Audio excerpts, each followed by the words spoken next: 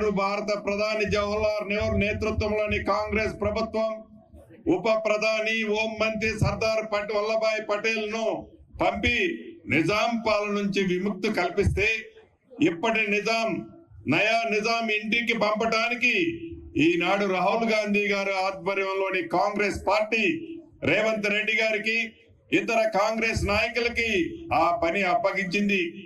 వీరంతా వీరోచితంగా పోరాడితే డిసెంబర్ 7, 2023న నయా నిజాం నుంచి తెలంగాణ ప్రజలకు విముక్తి కల్పించి ప్రజా పాలన అంటే ఏమిటో, ప్రజాస్వామ్యం అంటే ఏమిటో రుచి చూపిస్తున్నారు.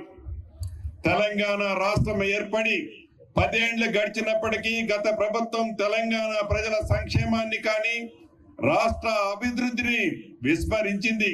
గత సంవత్సరం 23 డిసెంబర్ 7వ తేదీన కొలువు తీరిన మన ప్రజా ప్రభుత్వం తెలంగాణ ప్రజానికం ఆంక్షలకి అనుగుణంగా అభివృద్ధి సంక్షేమం వైపు పయనిస్తుంది. అసలైన తొలి వెలుగు. ఫాలో వాట్సాప్ @తొలి వెలుగు అఫీషియల్.